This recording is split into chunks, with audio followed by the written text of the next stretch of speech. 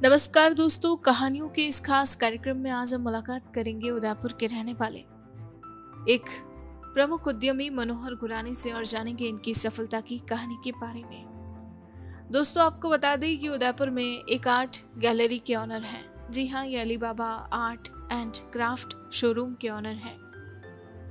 दोस्तों, आज जब भी कोई इनसे इनका परिचय पूछता है तो ये अपनी पहचान एक गौरवान्वित भारतीय और हिंदू के रूप में देते हैं।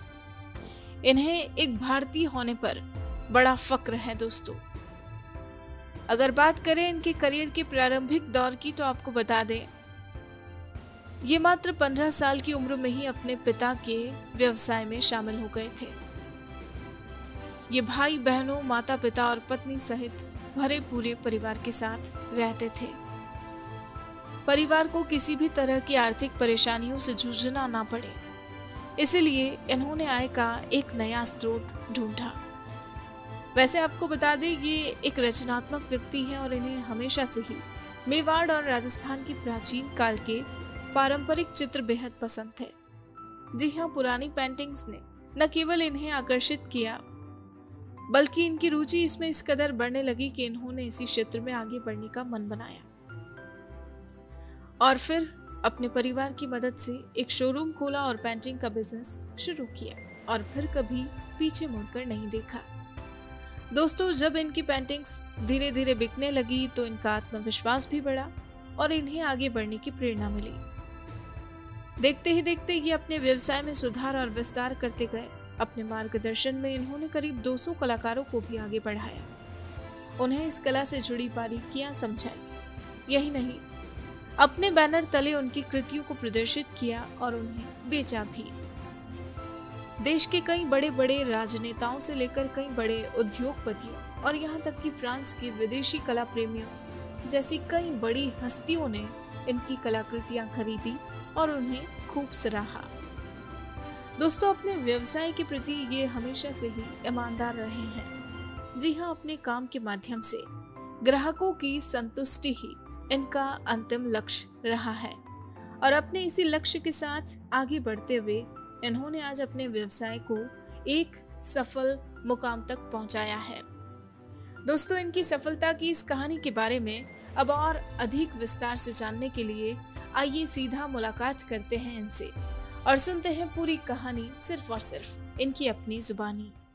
मेरा नाम मनोहर गुरानी है। आई बोर्न इन 1949। शुरुआत के दौर में हमारे पिता श्री सिद्ध से जब डिवाइडेशन हुआ उस समय वो लोग यहाँ आए थे।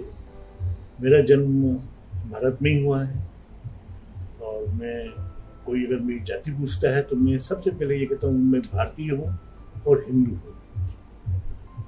मैंने 1964 में पिताजी अकेले थे, वो अपने व्यापार को काम नहीं कर पा रहे थे, अकेला आदमी काम नहीं। तो मैं 1964 में जब मेरी उम्र 15 साल थी, मैं उनके व्यापार में जो कि सुबह 6 बजे से शुरू होकर के रात को 10 बजे तक होता था, उसमें मैं इन्वॉल्व हुआ और मैंने उनके साथ काम किया। लेकिन 1974 में मेरे मन में कुछ और काम करने की इच्छा हुई क्योंकि घर के खर्चे बढ़ने लगे।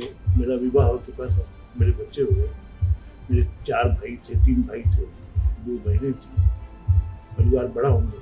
आमदनी का स्रोत ढूंढने के लिए मैंने उस समय उदयपुर में सिटी पैलेस पे एक दुकान ली और दुकान लेकर के मुझे क्या करना था मुझे कोई जानकारी नहीं थी, मैं कुछ समझता भी नहीं था। लेकिन मेरे पर श्रीनाथ जी की कृपा थी। मैं जब दर्शन करके निकला वहाँ से, मुझे किसी आदमी ने कहा कि क्या आपने मनोहर जी वहाँ पेंटिंग की दुकान खोली है? मैंने कहा हाँ। मैंने नहीं की, मैंने हाँ की, क्योंकि मैं आज भी नेगेटिव नहीं चलता हूँ और मेरी नेचर है, मैं हर चीज़ में पॉजिटिव ढूंढता हूँ। कुछ भी काम हो, चाहे वो नफ़ा हो या नुकसान हो, पॉजिटिव ही रहना पसंद करता हूँ। उसके उपरांत मैंने उस आदमी ने मुझे 2-3 चित्रकारों से मिलाया, उनसे मिला करके मेरे को 3-4 पेंटिंग मैंने उनसे खरीदी गाँव नाथद्वारा में, और मैंने आके अपने शोरूम पे जो मैंने नया ही लिया था देवस्थान विभाग से, वहाँ पे आके रखी। प्रभु की माया, उसी दिन मेरे को कुछ ग्राहक आए उन्होंने मेरे से वो 2 पेंटिंगें, 3 में से 2 पेंटिंगें मैंने, मेरी मार्केटिंग स्किल कहें या मेरा समझाने का तरीका कहें, उन्होंने मेरे से खरीदी। तब से मेरा शौक उदयपुर की पेंटिंगों की तरफ रहा और मैं उसके बाद जब भी दिल्ली जाता, जयपुर जाता, मुंबई जाता, मुझे कलात्मकता से जुड़ी हुई कोई भी पेंटिंग्स वगैरह मिलती, मैं उसको लेके आता। उसको उदयपुर में कई कारीगरों को जो कुछ भी जानकारी नहीं थी, उनको मैंने बैठ करके उसके बारे में सिखाया। मेरे हाथ से उदयपुर के अंदर कम से कम 200 कारीगरों को मैंने सिखाया है, कम से कम। और मेरे शोरूमों में जो कि चलते चलते मैंने 4 शोरूम मैंने अपने भाइयों को दे दिए, 1 शोरूम मैंने लगाया, जिसपे सिर्फ ज़्यादातर उसमें विदेशी ग्राहक आते थे। लेकिन मैंने भारत के जो उदयपुर पर्यटक के लिए आते थे, उनको भी मैंने इस तरफ चेंज किया, उनको समझाना शुरू किया, उनका डेमो शुरू किया, उसके बारे में जानकारी देनी शुरू की, पुराने टाइम में कैसे पेंटिंग होती थी। क्योंकि मैं काफ़ी लिटरेचर इन दिनों में या उस समय दौरान पढ़ चुका था। उसके उपरांत मैंने अपने भाइयों को, सभी को 4 दुकानें धीरे धीरे करके मैंने सिटी पैलेस पे दी थी और मैंने छोटे भाइयों को दी। उसके बाद मैंने एक शोरूम खोला था 1989 के अंदर, जिसका नाम मैंने अलीबाबा आर्ट्स रखा था, जो लेकपेस रोड पर था। उसके बाद मेरी स्थिति ये हो गई कि उदयपुर के अंदर सभी गाइड, एस्कॉर्ट्स, ड्राइवर मेरे यहाँ पे आते। उसका रीज़न ये था, मैं एक सॉफ्ट स्पोकन पर्सन, ग्राहक का सम्मान करने वाला। मेरे जीवन में मैंने कभी भी किसी को झूठ बोल करके कोई व्यापार नहीं किया। मैंने हर ग्राहक को ये कहा, मेरी चीज़ जब भी आपको पसंद नहीं आए 5 साल में मुझे वापस दे सकते हैं। मुझे आपको कोई 1 रुपया भी कहीं कम मिलती हो तो भी मुझे वापस दे सकते हैं। और मैंने काफ़ी कारीगरों को अपने यहाँ पे बैठा करके उनको काम दे करके काफ़ी बड़े स्केल पे काम किया। मेरे शोरूम पे 1975 के अंदर श्री राजीव गांधी, अटल बिहारी वाजपेयी मेरे शोरूम पे आए हुए हैं और अनगिनत बहुत बड़े बड़े इंडस्ट्रियलिस्ट, गुजरात अंबुजा के मालिक नरोत्तम सक्सेना हुए, जेके सिंघानिया के परिवार से हुए, कई फिल्म स्टार्स हुए, उनको मैंने बेचा। विदेशों में जिल्बर्ट ट्रिगानो, जो कि फ्रांस की बहुत नामी कंपनी, नामी आदमी थे उस जमाने में, उन्होंने मेरे यहाँ से खरीदी। गैलरी लाफायत के अंदर भी हमने काफ़ी सामान बेचा, जो कि उस जमाने में उन्होंने वहाँ पे हिंदुस्तान की एक एग्जीबिशन लगाई थी। इसके अलावा हमने हिंदुस्तान में पहली बार एक बहुत बड़ी कंपनी का, मैं नाम नहीं लेना चाहता हूँ, मैंने 400 कारीगरों को उदयपुर, जयपुर, किशनगढ़, ब्यावर, उन सबको एक जगह बैठ करके उनको समझा करके टेक्निकल बना करके उनको मैंने 16,000 पेंटिंगें 3 महीने में सप्लाई की। ये एक रिकॉर्ड है उदयपुर के अंदर, किसी आदमी जितना। तो जब मैंने ऑर्डर लिया तो मैं भी रात को 4 दिन तक नींद नहीं कर पाया, क्योंकि मैंने कैसे बनाऊंगा। तो मैं सुबह एक दिन 7 बजे उठा, सब कारीगरों से मिला, उनको सिस्टम बिठाया। मैंने उस काम को मशीनरी प्रोडक्ट की तरह काम कराया। भाई तू मुंह बनाएगा तो तेरा मुंह के अंदर अच्छा काम है, तेरा ट्री के अंदर अच्छा काम है तो ट्री बनाएगा। मैंने एक एक ग्रुप को 20-20, 25-25 आदमी ग्रुप को बिठा कर काम किया। मैंने अपने जीवन में खूब काम किया, लेकिन जीएसटी जब लगी उदयपुर में कमीशन खोरी बहुत बढ़ चुकी थी। मेरे साथ किसी ड्राइवर ने व्यवहार बदतमीजी की मेरे से, मैंने उस दिन से इस व्यापार को बंद कर दिया। अब मेरे बच्चे काम करते हैं। मेरा एक बच्चा ICICI बैंक में जो CM2 है, जिसको 24 लाख से ऊपर तनख्वाह मिलती है। मेरा एक बच्चा है जो घर पे आज की तारीख में PP किट बनाता है, होलसेल का दूसरा काम करता है। मेरा एक तीसरा बच्चा है जो अच्छे ग्राहकों को उनकी पसंद का सामान बना करके उनको सप्लाई करता है। ये तो मेरी जीवन है। मेरा जन्म उदयपुर में गंगोर घाट पर एक हवेली हुआ करती थी, जो हमारे पिताजी के मित्र थे रघुनाथ जी, और वो कलकत्ता रहते थे। उस हवेली को पिताजी ही संभालते थे। वहाँ मेरा जन्म हुआ था। उसके बाद उदयपुर के अंदर चांदपुर के यहाँ पे हमने अपना मकान लिया था। मेरा बचपन वहाँ बीता। वहाँ अखाड़ा होने की वजह से मैं काफ़ी उस जमाने में कसरत भी करता था, व्यायाम भी करता था। उसके बाद ज़्यादातर समय मेरा किराने की दुकान जो मेरी थी उस पर बचाता था। स्कूलिंग मेरी 9 पास तक मैंने की थी और वो जगह थी मेरी कवरपदा मल्टीपर्पज़ हायर सेकेंडरी स्कूल, जिसको शॉर्ट में KPMPHS कहते हैं। आप सोचते होंगे कि मैंने इंग्लिश कैसे सीखी या क्या था।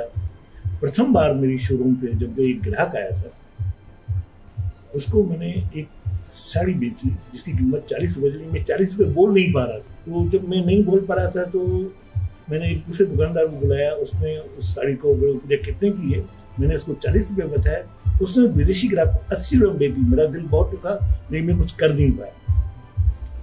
उसके बाद से मैंने दिन में 2-3 घंटे के लिए इंग्लिश टीचर रखा, बोलना शुरू किया। जिससे बात करता है मैं इंग्लिश में करने लगा। धीरे धीरे मुझे फ्रेंच, जर्मन, गुजराती और हिंदी का तो मुझे ज्ञान था ही, इंग्लिश का भी ज्ञान उधर से प्राप्त किया। और ये 3 भाषाएं मैंने अपने जीवन में लोगों से भी सीखी और उस समय एक टीचर को रखकर। स्ट्रगल तो मेरे जीवन में हर रोज आए, क्योंकि मेरे पिताजी का स्वर्गवास मेरी उम्र जब 24 साल थी तब हुए थे। उस समय मेरे 3 भाई थे। हमारे पास सिर्फ एक ही व्यापार था जो कि मैंने शुरू किया था। मकान हमारे पास बहुत छोटा था, लेकिन व्यापार में मेहनत करते करते हम लोगों ने तरक्की की और काम के प्रति हम ईमानदार रहे। काम के प्रति कभी हम गैर जिम्मेदार नहीं हुए। हमने कई बार हमारे शोरूम को 9 बजे खुला, रात को 12-1 बजे तक भी खुला रखते थे। काम के समय हमने कभी आलस्य नहीं खाया। और मैं सभी को कहता हूँ, काम के समय जिस आदमी ने आलस्य खाया, जो कि मैं आज देखता हूँ खासकर गवर्नमेंट सर्वेंट के अंदर काम चोरी बहुत है, और हमने कभी काम चोरी नहीं की। हमने अब जो भी काम किया ईमानदारी से, जिम्मेदारी से किया। हमारे यहाँ पे आज भी लांछन नहीं है। आज भी मेरे शोरूम बंद होने के बावजूद भी मेरे पास काम आता है। लेकिन मेरे जीवन में से एक सबसे बड़ी गलती की, जिसकी वजह से मुझे वापस 20 साल पीछे चला जाना पड़ा। एक आदमी विश्वास करके मैंने इस पर पैसे लगाए। हमने एक फैक्ट्री खोली जिसमें उसने मेरे साथ बहुत बड़ी बेईमानी की, जिसकी वजह से मुझे आज की उस जमाने के जो पैसे मैंने करीब 3 करोड़ रुपए डाले थे उस जमाने में 1994 में, वो जीरो हो गए मेरे। मैं आज भी कहता हूँ, भारत में मोदी जी के आने के बाद थोड़ा उद्योगों पे इजी हुआ है। उसके पहले स्थिति ये थी, जब चाहे गवर्नमेंट के ऑफिसर्स आकर के तंग करते थे, हमारी बात समझने के लिए तैयार नहीं होते। ये मेरा एक सबसे बड़ा नुकसान था, जो मैंने 1994 और 1995 के बीच में एक बहुत बड़ी फैक्ट्री लगाई हुई थी जहाँ पे 80 आदमी काम करते थे। मुझे मजबूरन वो बंद करनी पड़ी और उसका नुकसान मुझे अकेले को वहन करना पड़ा, जो आज की तारीख में करोड़ों का। काफ़ी बड़ा नुकसान हमारे पर्यटन विभाग को हुआ है। उसमें हमारे गवर्नमेंट की गलतियां हैं। और मुझे सबसे ज़्यादा जो दुख हुआ कोविड के अंदर, जो बेचारे गाँवों से या शहरों में जो मजदूरी करते थे या जो पैदल निकले यहाँ से, उन लोगों का मेरे मन पे, मेरे गहराई तक दुख हुआ। हमने उनके लिए काफ़ी भोजन का बंदोबस्त किया। मैंने उस समय मेरे और मेरे परिवार ने मिलकर के कम से कम 30 दिन तक या 60 दिन तक हमने भंडारा की तरह चलाया। रोज के हम 100 आदमी से ऊपर आदमी खाना खिलाते थे। हमने उनको एक को पैकेट हाथ में जाके देते। फिर माननीय श्री जिलाधीश महोदय कहने पर हमने पुलिस विभाग को देते थे और पुलिस विभाग उसको डिस्ट्रीब्यूशन करता था, जिसने मेरे दिल दिमाग पे आज भी एक जो शौक दे रखा है मेरे को। मैं उन बात को याद कर दुख होता है। जीवन में पीछे मुड़ करके देखने का मतलब है, आपकी गलतियां, आपकी सुविधाएं, आपकी संपन्नता सब आपको याद दिलाती हैं, जबकि आगे बढ़ने से आप उनको भूल करके जो हो चुका, बीत चुका, उसको भूल करके आगे बढ़ेंगे। इतिहास तो सही है, इतिहास तो होता है, हर आदमी का इतिहास होता है, हर देश का, प्रांत का, शहर का इतिहास है। लेकिन इसका मतलब आप उसको पकड़ के रखें और आगे बढ़ने की आप उम्मीदें छोड़ दें। हमेशा आगे देखें, बढ़ते जाएं, नई टेक्नोलॉजी को पकड़ें, आगे से आगे बढ़ते जाएं, सबके साथ रहें, मिल बांट के रहें, मिल बांट के खाएं पिए, इश्क करें। भारत के प्रति, अपने देश के प्रति आपके मन में अच्छी भावनाएं होनी चाहिए। आप टैक्स चोरी ना करें, रिश्वतखोरी ना करें और सच्चे नागरिक बने। किसी का भला कर सकते हो करें, बुरा किसी का ना करें। सबसे बड़ा धर्म है इंसानियत। अगर रोज भी अगर आपने एक अच्छा काम किया तो मैं कहता हूँ इससे बढ़िया दुनिया में कोई काम नहीं। ये मेरा सोच है जिसको मैं चाहता हूँ हर भारतीय स्वीकार करे। दोस्तों, एक सफल व्यवसायी के रूप में अपनी पहचान बनाने वाले मनोहर गुरानी की कहानी को आप सभी ने सुना।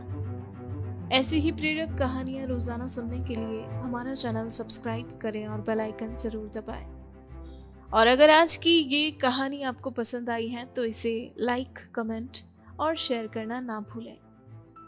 अब आप भी बन जाइए भारत की प्रोफेशनल कम्युनिटी की आवाज और सुनाओ अपनी कहानी, बनाओ अपनी पहचान की इस मुहिम से जुड़कर अपने जीवन के अनुभवों, करियर यात्रा, अपने उत्पादों एवं सेवाओं के पीछे की वास्तविक कहानी से देशवासियों को प्रेरित करें और अपनी एक नई पहचान बनाएं। Tell your story, inspire and build your brand with the power of video. जय हिंद, जय भारत।